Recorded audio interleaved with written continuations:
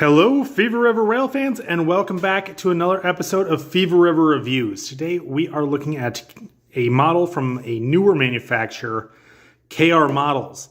They're out of Alberta, Canada, or Edmonton, Alberta in Canada, and this is the packaging they shipped it in. See at the end, we got the KR Models, the locomotive, the scale, and the livery. So first thing you guys are probably noticing is OO, not HO. That is the British HO version. I think it's 1/76th scale, but it runs on a standard HO scale gauge track. So I have already opened the tape, and this is what we have inside. Not much in the way of packaging on this box, but let's go ahead and see what's in that inner one here.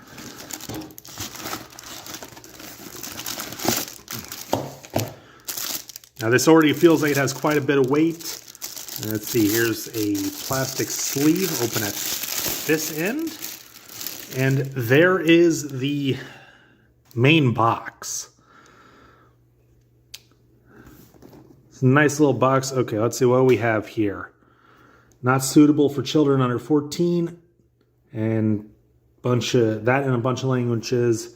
We got, I don't know what those symbols are, but we got where they're out of. We've got made in China. Of course it is. What isn't? Nothing at that end, nothing on that side. Once again, here we have the Fell. What's in the box? I've got the Fell DCC Sound in BR Green. And then last side of the box is where we started.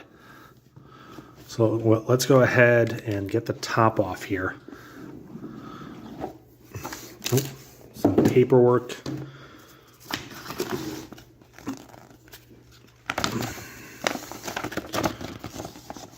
All right, so there is a actual picture of this. Looks like in the black livery. So this locomotive was a one-off prototype initially built by or designed by the LMS, or London, Midland and Scotland. We'll go over some of the history here in a little bit when we start the break-in, but here is a couple more pictures. And next we have the Decoder Functions. We got standard lights. No bell. This is British, so there's no bell. This has a diesel auxiliary engines. 2 is the whistle, main engine, buffer clash coupling, manual brake, emergency brake, shunting mode, 1 press uncoupling shuffle, curve squeal, guards whistle, a whole bunch of different sounds that's not usually heard on locomotives, at least here in the States. So, which I'll go ahead and explain right now. I bought this because I like it. No other reason. Let's see, small exploded to view how to remove the shell. So to remove the buffers, you got to remove a few screws, and then you can remove the body. All right, so let's go ahead and get into the rest of the main packaging here. And there we have at least the first look. So let's go ahead and really get this out here.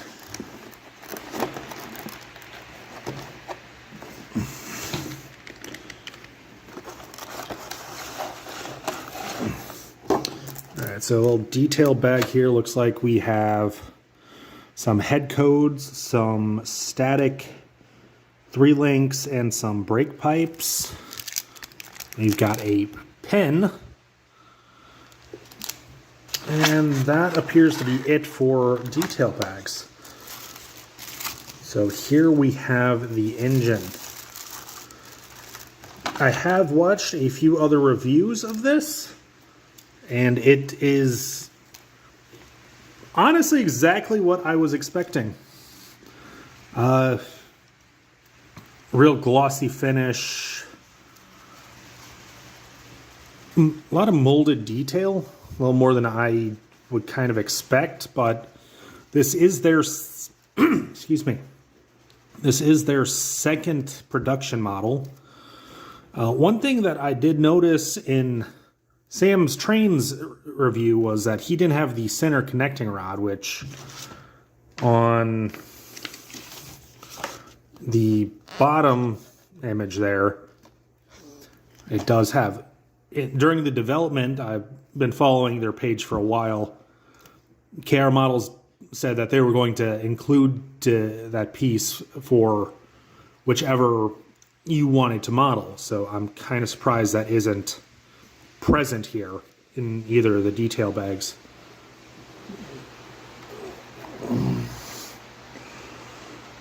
You can see how it is a nut there on both of those if you did decide to remove those regardless for whatever reason.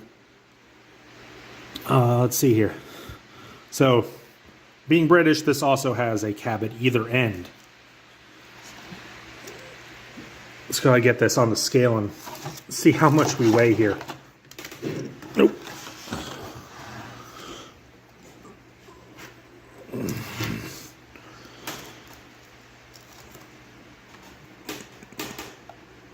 All right, I am in pounds, ounces, so we'll go ahead and focus on that.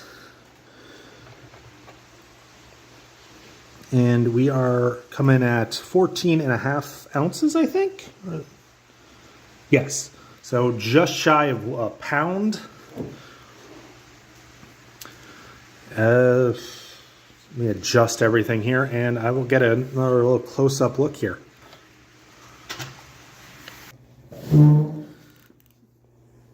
It's a little fast, but get a nice 360-degree view here.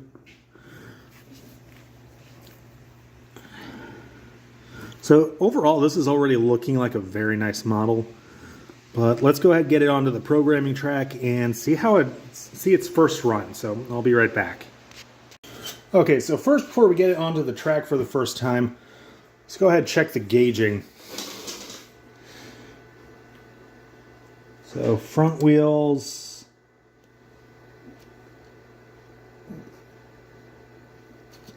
a little on the tight side.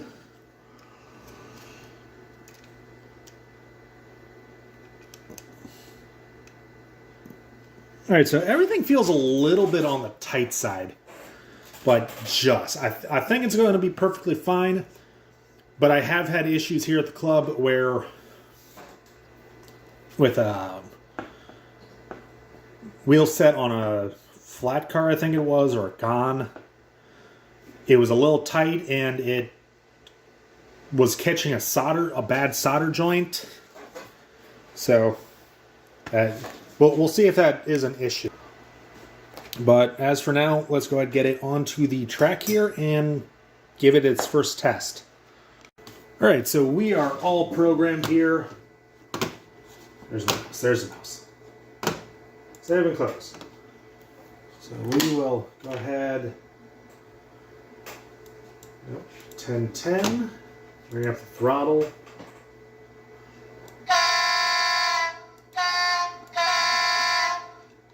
What a beautiful sound. Where'd my cheat sheet go? There it is. All right, so number 3 should be the main engine.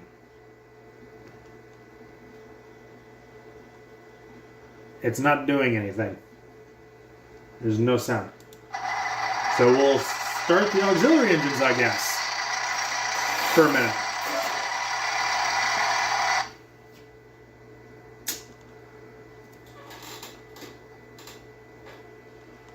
Come on. Come on, buddy.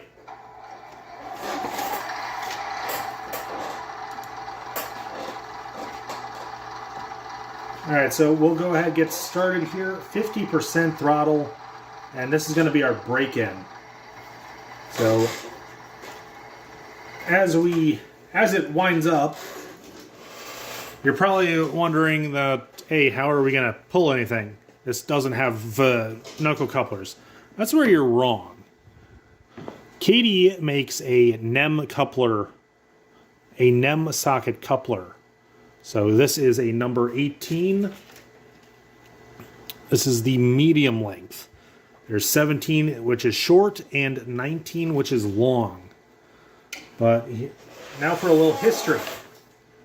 This locomotive was built to the design of H.G. Ivatt, Chief Mechanical Engineer of the London Midland region of British Railways, in collaboration with Fell Developments Ltd. And Ricardo and Company.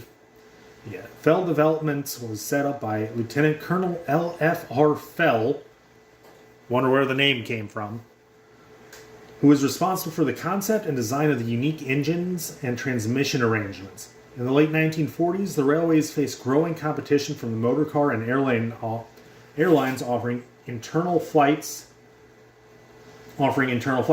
To counter the challenge, the railways wanted to offer fast passenger train services between the major cities. Thus, the term intercity was first coined and used with reference to rail travel.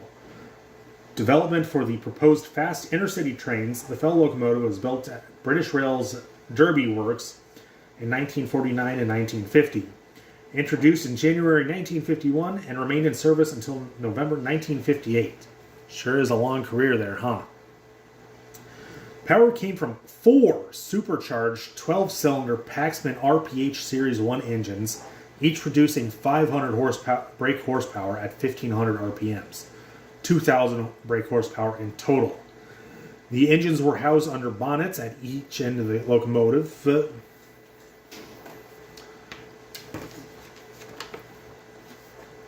which had 2 driver's cabs, each with a complete set of controls and instruments.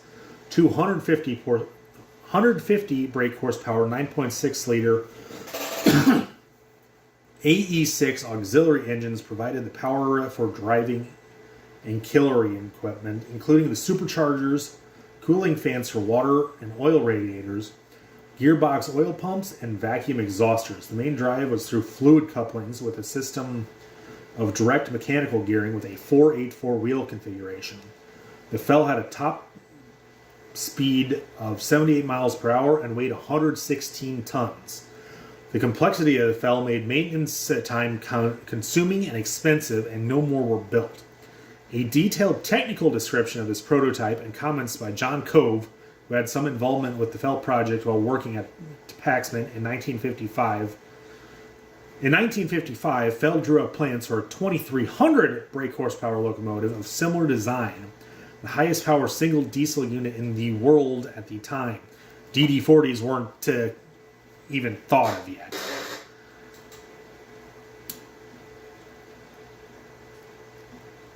It was designed to be suitable for long-distance express passenger trains and heavy freight. The main difference from the original Fell locomotive was that 2 Paxman 4 RPHs were specified as the auxiliaries in place of the AECs.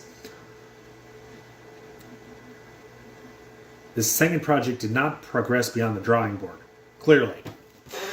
But anyhow, we're going to go ahead and let this guy run for a good half hour or so in this direction. We'll swap it around, and we will run it in the other direction for half an hour, or until we get absolutely tired of this shit. But anyhow, we'll be right back once this guy's ready. Okay, so here we are on to the programming track. So this should start off as number 3. I have done no programming on this yet. So let's go ahead. 3. Sorry for the squeaky chair, but here we go. So let's see here.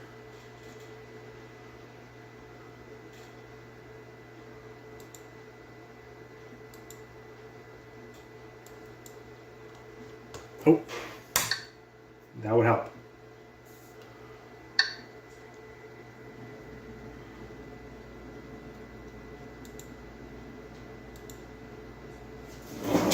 One second, let me go grab the paperwork. Okay, here we are. So we have forward. Oh, I didn't check the bogies, but here we have, that's forward. Okay, and reverse.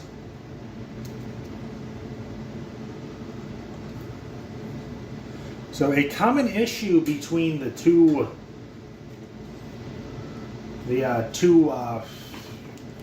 reviews I have already watched was the pickups weren't in full contact with the wheel. So we'll check that out in a few minutes here. But let's see here. So 1.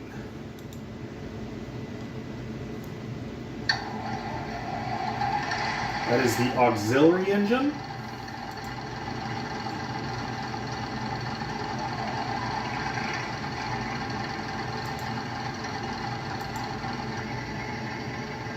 And there are 4 engines in this thing. Well, once again, we'll go over the history in a little bit. So, main engine.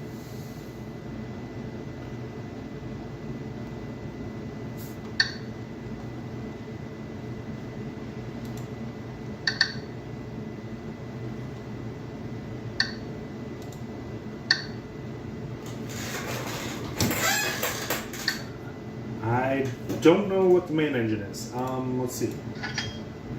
Was buffer clash. 5 is a manual brake.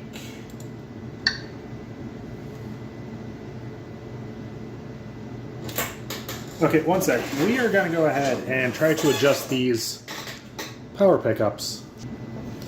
Okay, so here we go, and before we get too much further, I'm going to go ahead and mark this end as the front.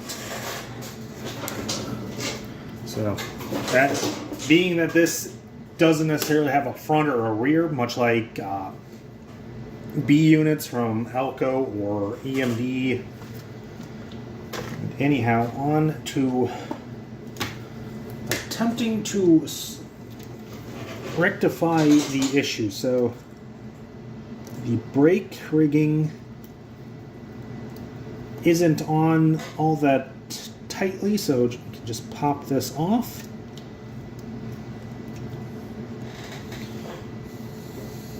Goes there. And there are 1, 2, 3, 4, 5, 6, 8 screws, I think, here. We'll start with these ones. I'm going to get my tweezers out.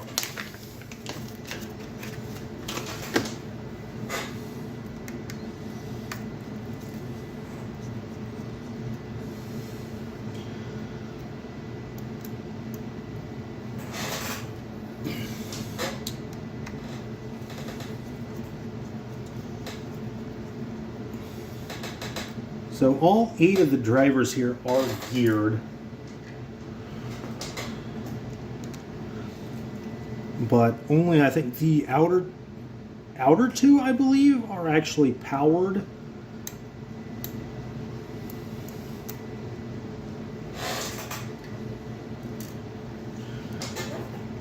But with the side rods, once again, sorry for the squeaky chair, with the side rods, they are all connected. They do all have power pickups.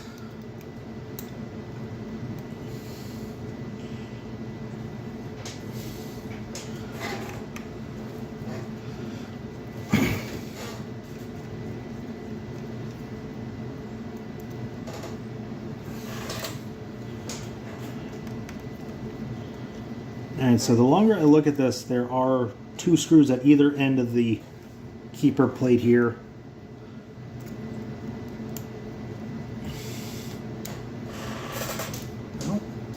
Nope, never mind. It is just the 6 screws, 3 on either side. So let's go ahead and rotate this around here. Make sure it's still in frame. So this is hardwired in, which I don't have a high opinion of, and I guess neither do a lot of other people who've reviewed this. But here is the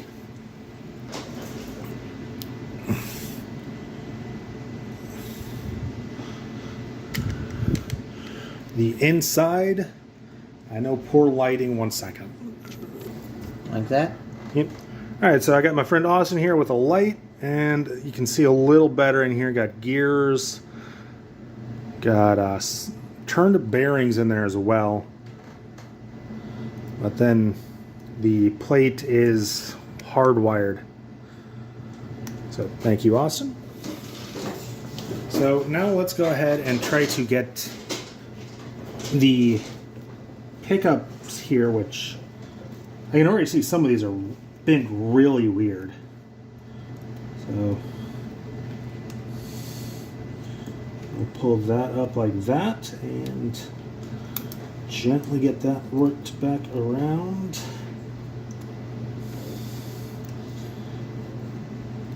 Alright, let's see here, other side. And I can't quite get to that one on that back side.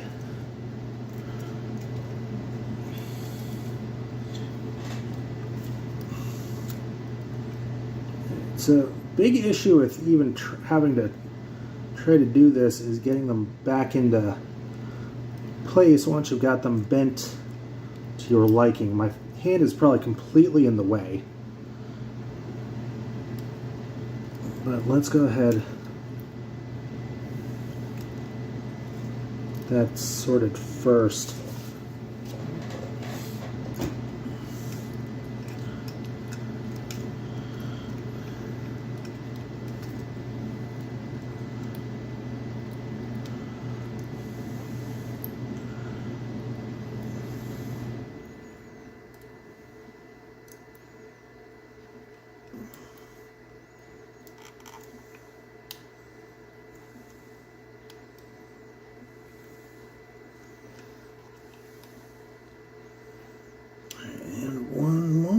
There we go. And there's stuff lining up once again. Let's go ahead, grab a screw here, and I'm going to start in the middle.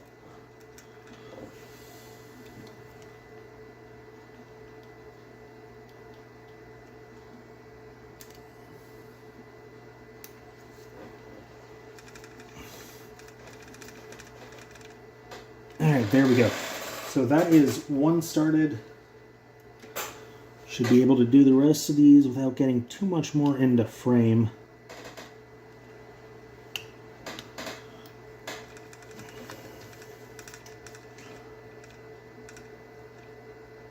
Alright, so there are the center ones. Now to jerk. Gotta try to get these.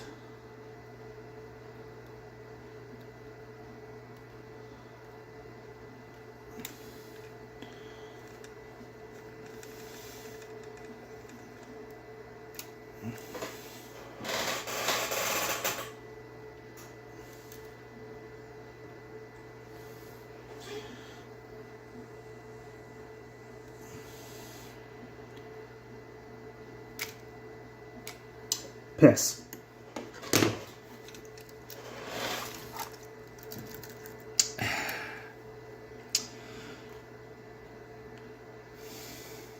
Well, shit. It looks like we're going to go ahead and be removing the body here in a minute. That's something I wanted to do today. But we'll go ahead and finish getting these on.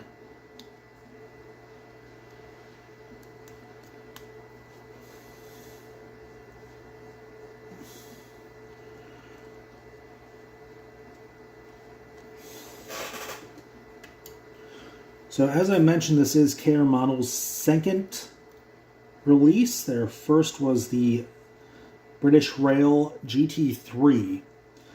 Much like how Scale Train's first introduction to the market was the Big Blow,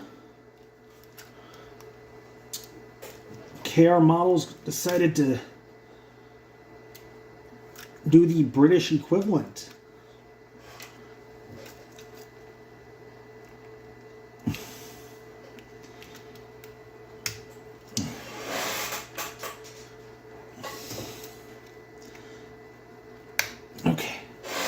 There are the buffers off, and the screws appear to be At the corners, yes.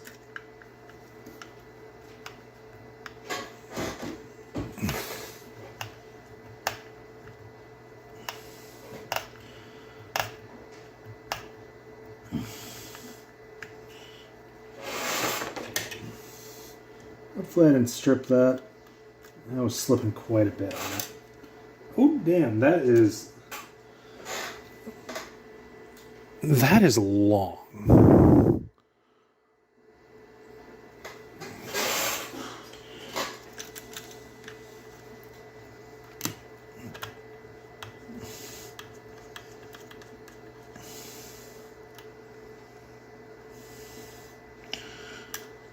A little more.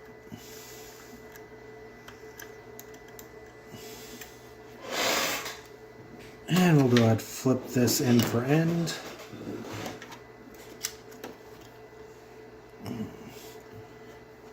I'm hearing it crunch a little bit as I'm pushing down, and I just checked, and there's not much in the way of detail here on the roof, which is nice.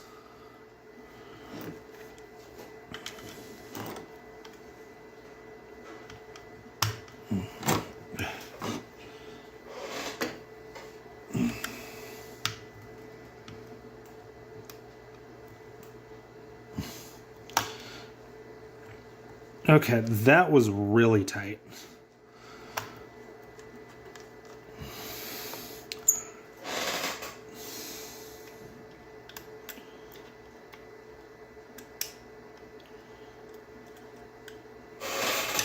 One more.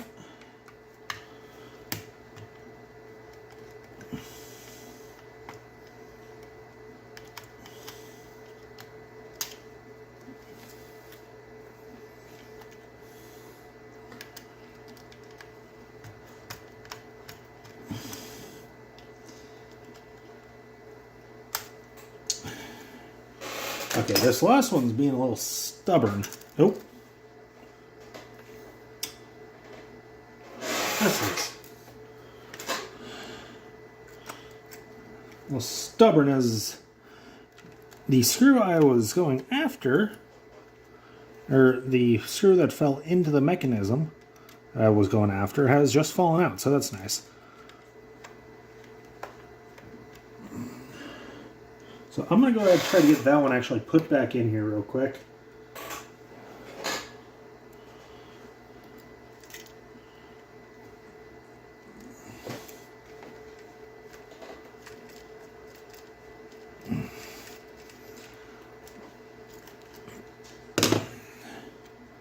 All right, and there are the 4 screws holding the body on. So let's see there.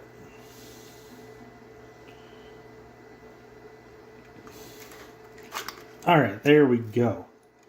So there is the inside. Can't quite see the mechanism, but in my opinion, that is perfectly okay. So we'll set that there. I'll go ahead and do this. All right, so we've got a speaker, we've got the decoder, and we've got a bunch of other plugs here. These here appear to be the cab lights, not much in the way of cab detail. Excuse me. And we got boards with lights here at the end for the rear marker lights and the headlight. And we got molded fan detail.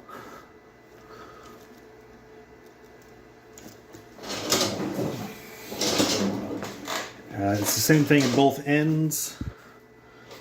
Only exception at the other end, there is no speaker.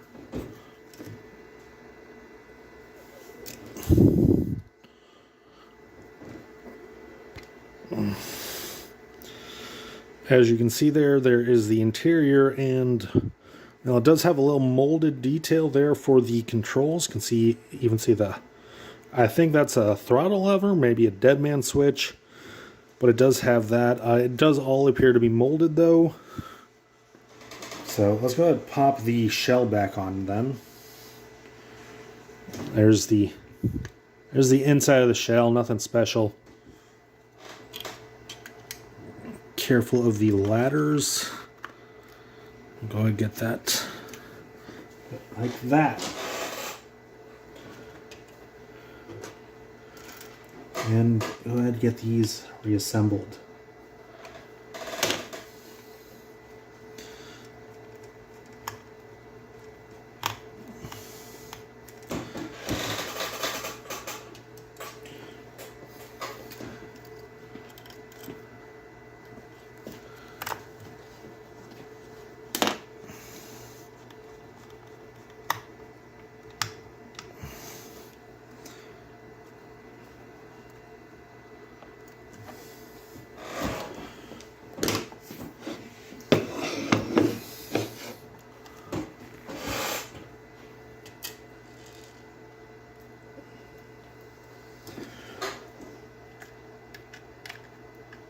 Very exciting stuff, I know.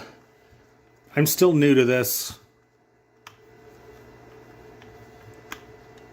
I'm talking to both you and the viewers, by the way.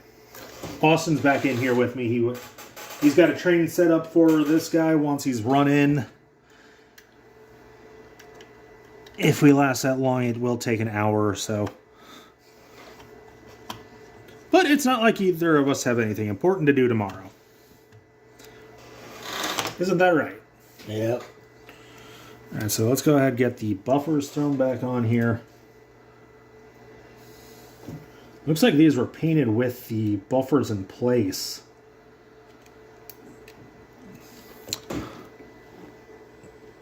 So buffers are sprung, which is fun. It's my first British model. I got a couple of older German models, but they're meh.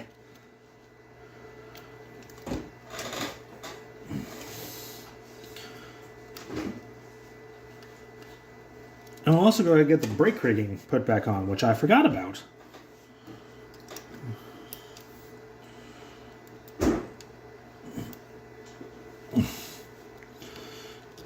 Alright, there we go.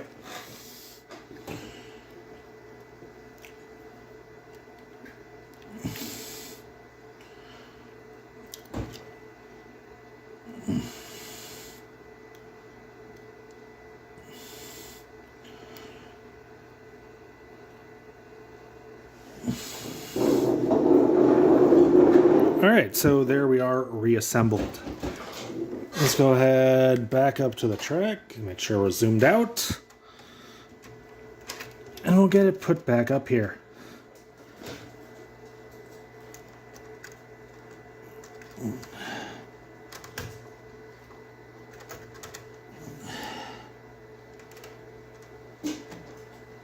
Alright, there we go. And power on. Alright. Alright, so that's running a little bit better. Reverse. Alrighty. So, let's see. That's supposed to be the main engine. But nothing's coming on, so I'll do that.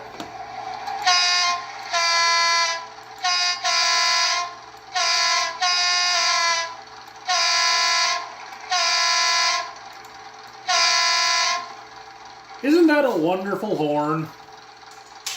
I'm gonna piss everyone off with that.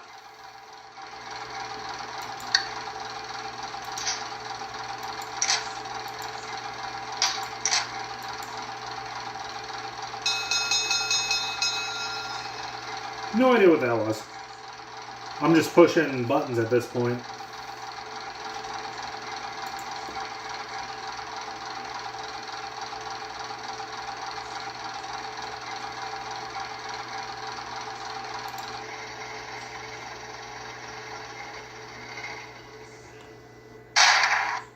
Hello.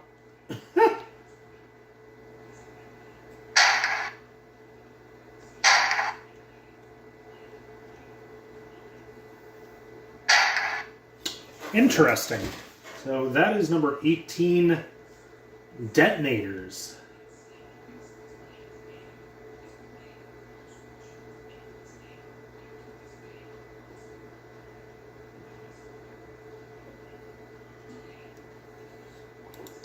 19 is the cab light.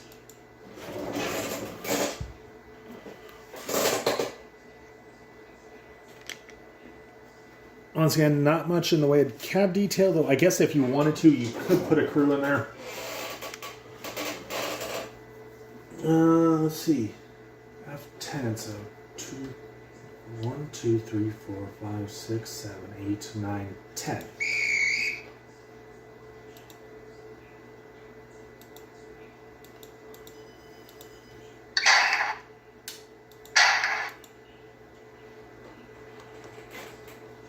All right, so let's go ahead and get this programmed.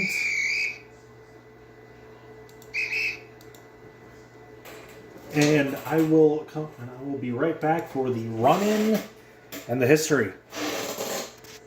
Okay, so run-in is complete. Sorry for the shakiness here. Trying to get a good angle on the headlights and the tail lights. So in forward, you get the single white light at the top. And then reverse, if it doesn't find a dead spot, get the red lights at the bottom.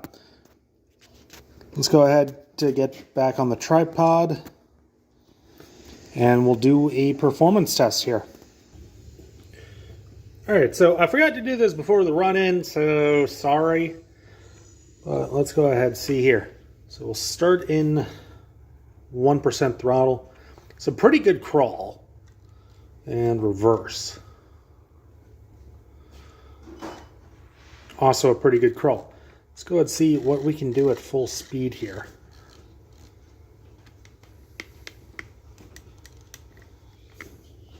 Dead spot. So this doesn't have a keep alive, unfortunately. I think so far that's my biggest complaint.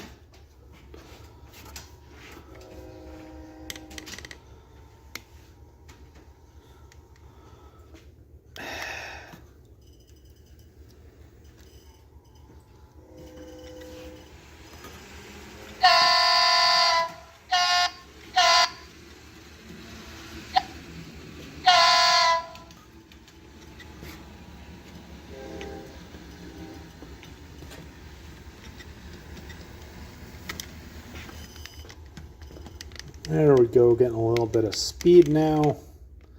And it stalls again. This is not faring well.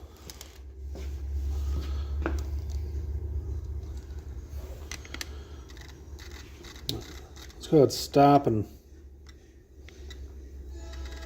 go grab a train here.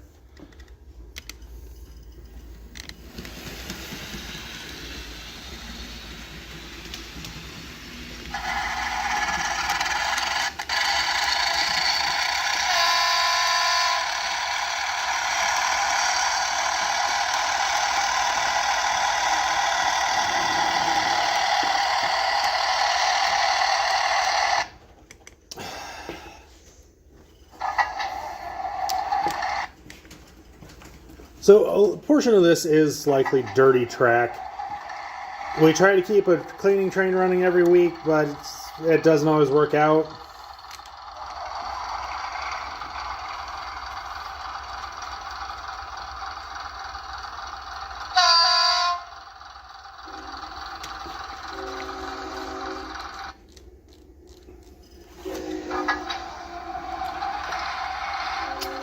Yes, as you can see, the fell isn't moving. This is due in part to a Proto 2K Jeep 30, owned by Austin here. Do you mind? I am here to review the fell, not the old ass Jeep. I think I got more snap than you do. Alright, so let's go and get this show on the road. And let's see if hopefully I can get through some of these dead spots. We are going to go wide open.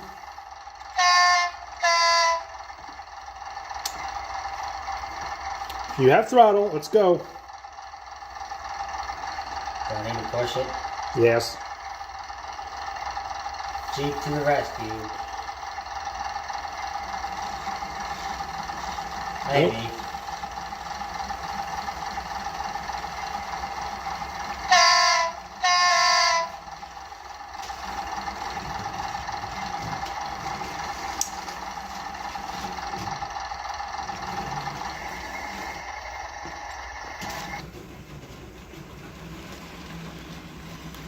All right, we'll be back once we're somewhere where I want to be.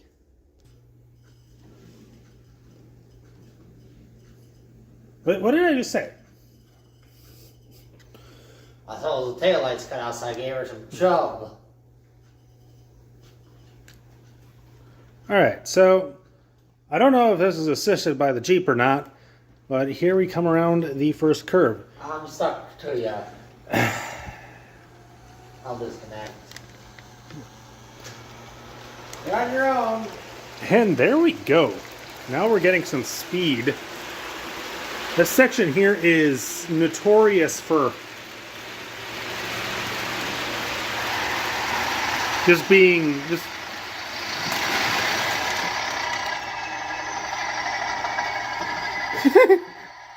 well, that went well.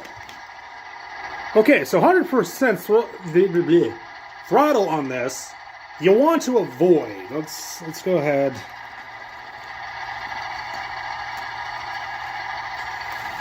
What So- I miss? Car hit the points. I hit emergency stop. Engine slid from about here to there. Impressive. So let's go ahead and only do 50%.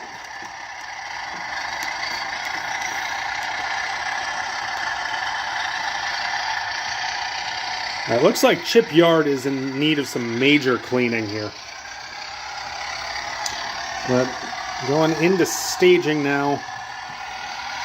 So this is going to be the first real test.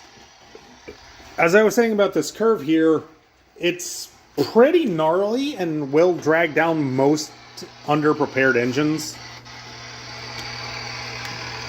But if you hit it right, you are getting through no problem. Don't mind the actual horn. We got virtual rail fans on. Okay, screw what I said. We're going full throttle up this.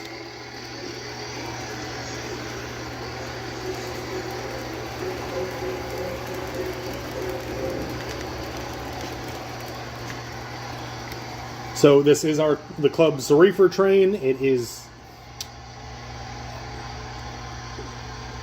probably one of the best trains the club actually has, and we have stalled. That does not bode well for Galena. I'm coming up behind you.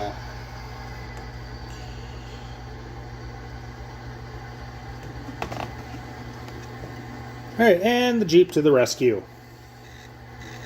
Now, where's the tail of the train at about? 4 lengths.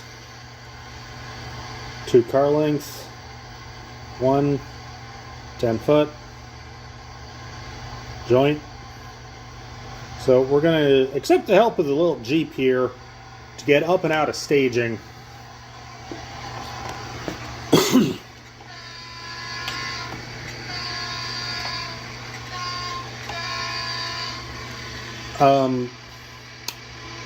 That's not correct.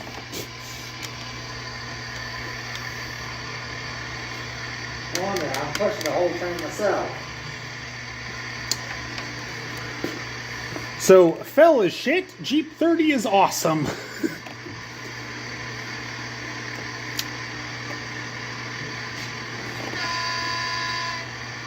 Alright, well, I'm going to go find the rest of the train, and we will bring you back when we're ready to hit Galena.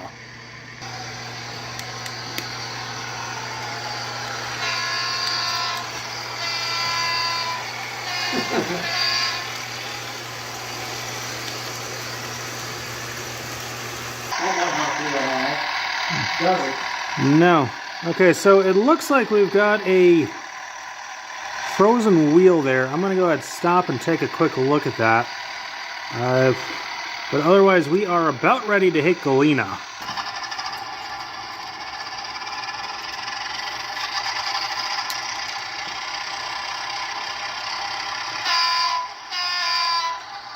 Okay, so the frozen wheel issue was... there is a weight under the bogies to keep them down.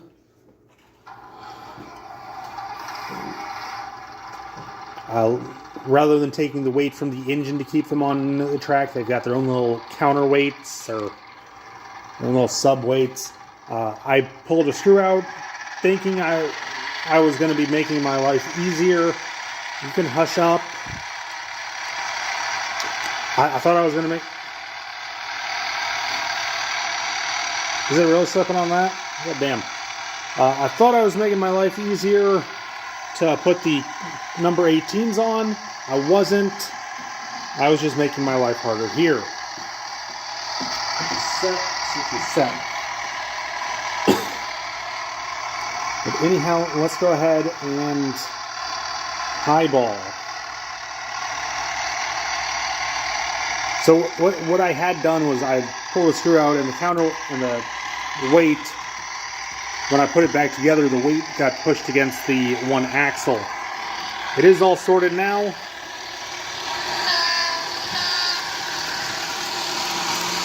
Yes, this is far faster than this would ever go.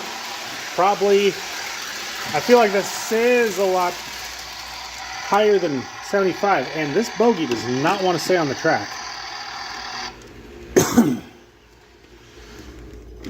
All right. So I want to have a good run up. This track is on, yeah. So I want to have a good run up to the hill. So I'm going to go ahead and set the camera up over in the corner already, and I will move it as needed. All right, so here we come. This is one of our tighter curves.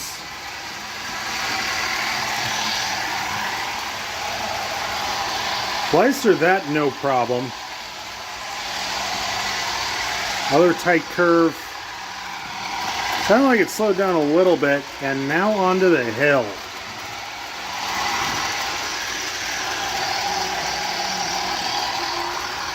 So this is full throttle, and not even to the tunnel.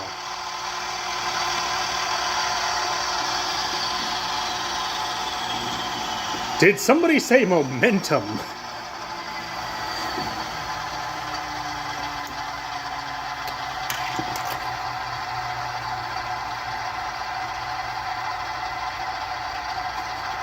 Good Lord.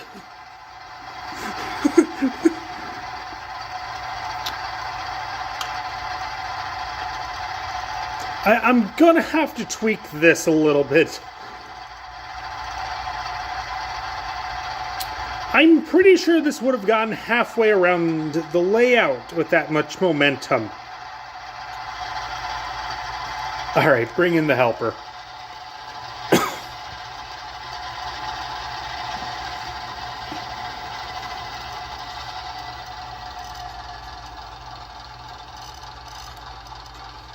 Ready when you are. Onward.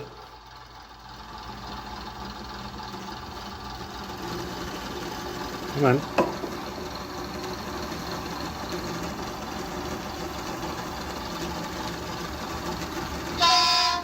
I need to just go get my big boy and drag it up the hill. Probably.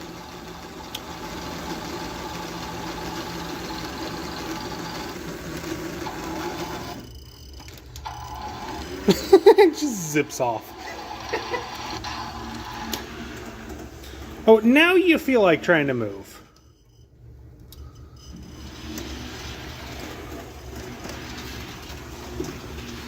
I'm derailed.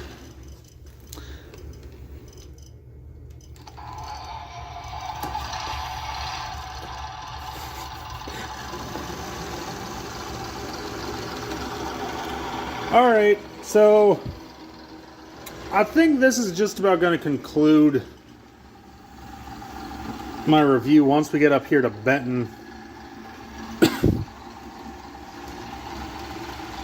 So it does seem like this is a pretty good engine, except for the lack of traction. I may put some bullfrog snot on it at some point. Are you balls out too? Well, that's mildly concerning. This train usually isn't this heavy. I hope there's not oil on the tracks again. Yeah, they look clear.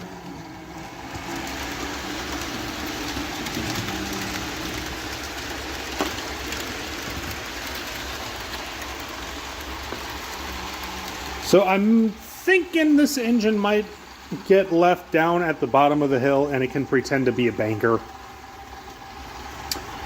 Or it might just find its way onto a shelf.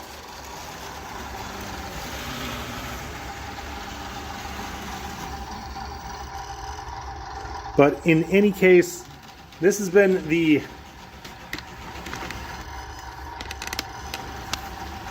Do you mind? So, excuse my idiot of a friend. Bye, Zippy. Toodles.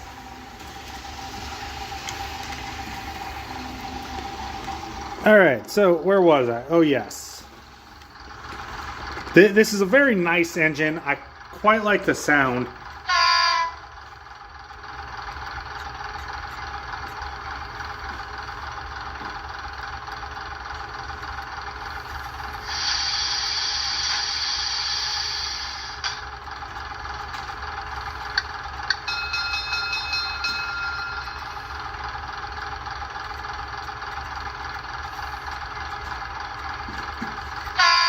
I don't know, there was a few other sounds I kind of liked. But this thing just doesn't seem to be able to handle itself. It keeps stalling, it takes... I don't know if it's taken...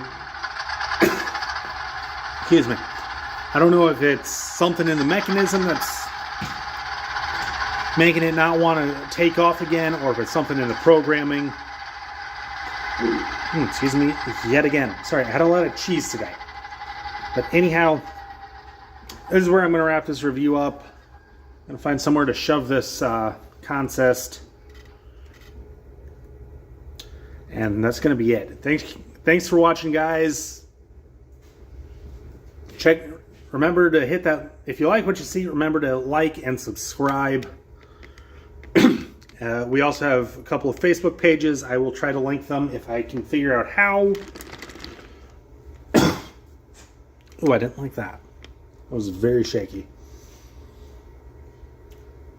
But let me know what you guys think of this thing.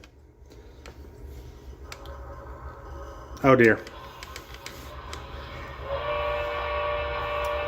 Really?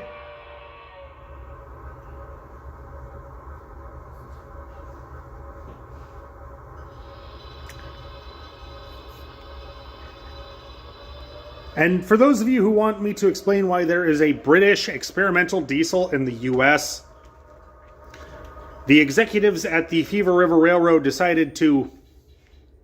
Good job. The executives here at the Fever River Railroad decided to invest in